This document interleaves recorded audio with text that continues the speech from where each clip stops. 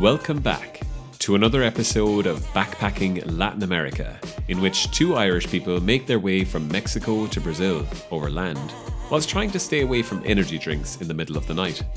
You rejoin us on the tropical island paradise that is Ilha Grande, having spent a few glorious days basking in sunshine.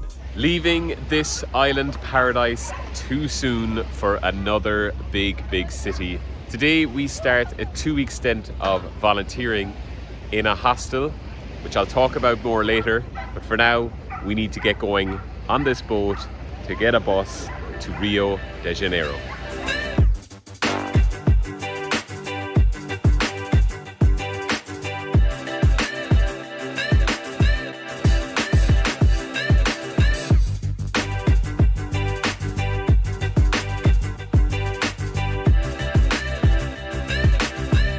Once safely off the boat, we jumped into a pre-arranged shuttle that would take us straight to our hostel door.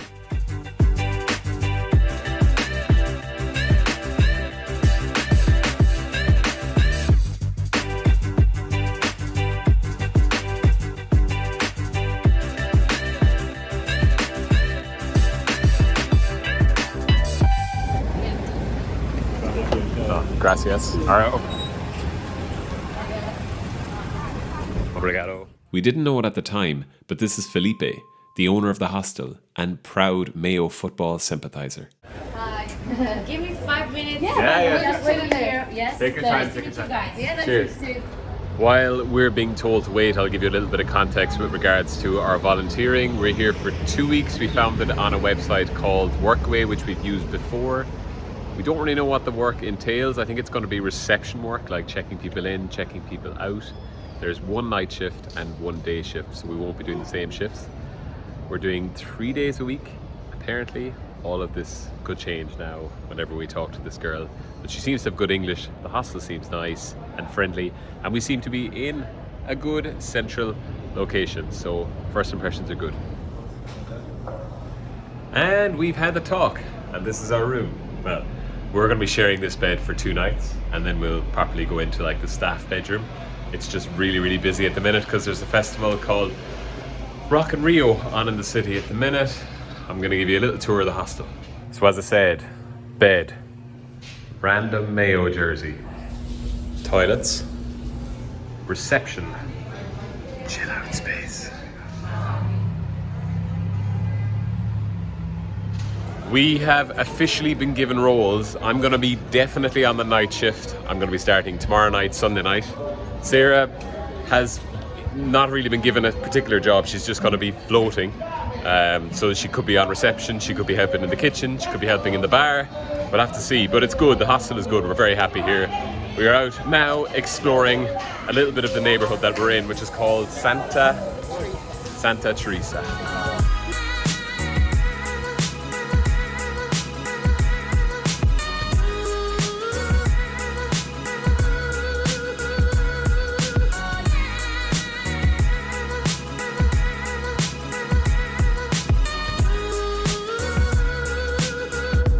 We have arrived at Flamingo Beach, I believe it's called. This isn't even one of like the top rated beaches, and it's unbelievable. I think we're gonna chill here for a little bit because it is stifling.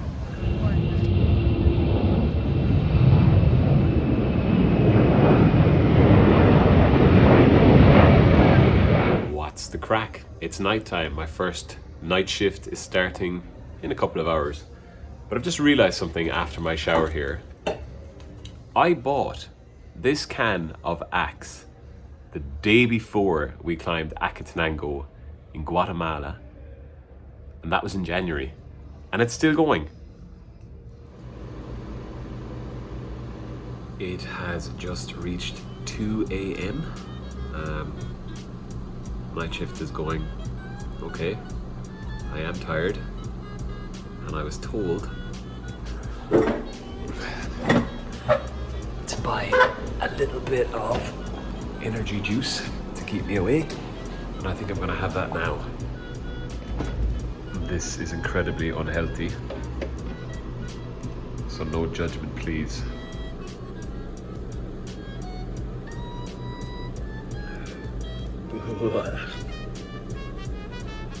Just past 5 o'clock there. 8 just past 5 o'clock there, so only 3 hours left on the shift.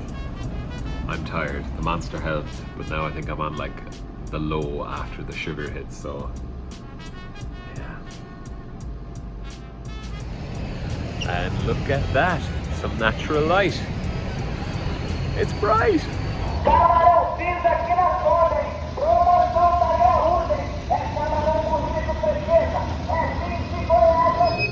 Thank you. Fresh off my second night shift. Actually, I'm not fresh, to be honest. I had about 3-4 hours of very broken sleep, so that's why it's the mid-afternoon now. Me and Sarah are going to be productive. We're going to head out to a place called the Sugarloaf. Maybe for sunset, we'll see how long it takes us.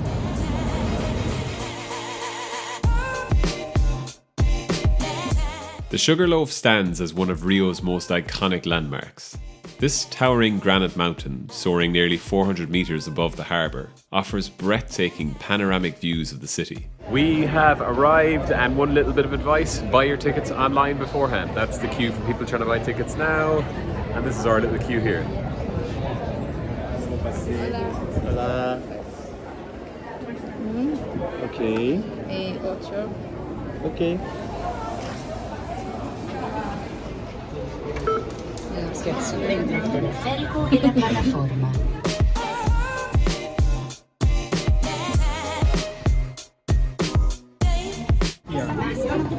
That's mental. Okay, we're at the first stop of 2. I want to get a better view on the second one though. True to my word, we wasted no time at this middle stop. We immediately made a beeline for the second cable car to the highest point. Well, not before we added another animal to our Pokédex.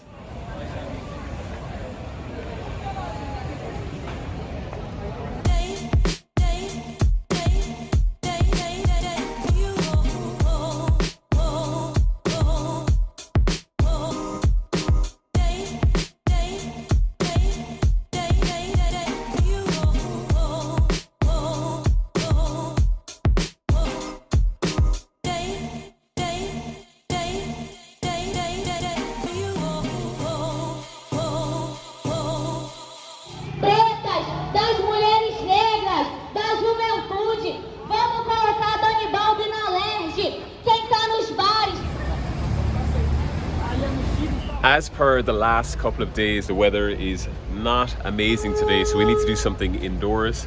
So a couple of us from the hostel now, there's 6 in total. We're gonna head towards the Tomorrow Museum.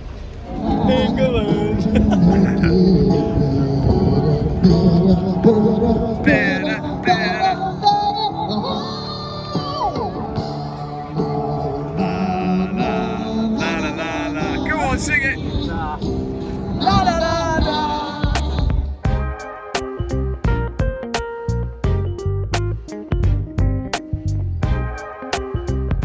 Anyone who's watched these videos before knows that word-heavy, self-guided museums usually aren't our cup of tea.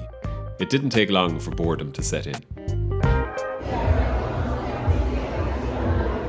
Just try to look interested there, will you? Things started to get a bit more stimulating when we went upstairs. Cara jornada. Muito obrigado.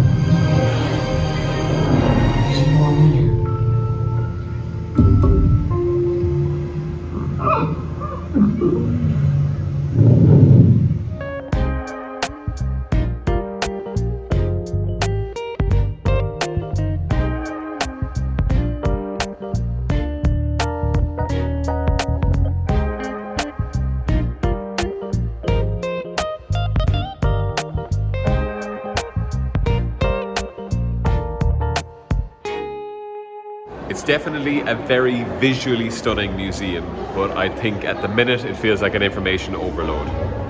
I therefore reverted to my 10-year-old self. We're going to play a game of sardines, which is kind of like hide and seek. I'm going to hide first. The only difference between sardines and hide and seek is that when someone finds the hidden person, they join them. The last person to locate the hidden group is the loser. So I've chosen this place here. Not really hiding. I'm I'm just hiding in plain sight. First person. Joined by two more. Only Josh now. I'm not better at sardines. I think it was time to leave.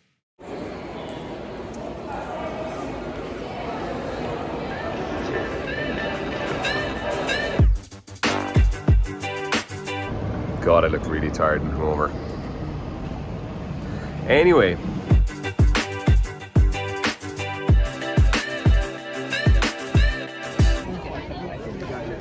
The absolute dedication.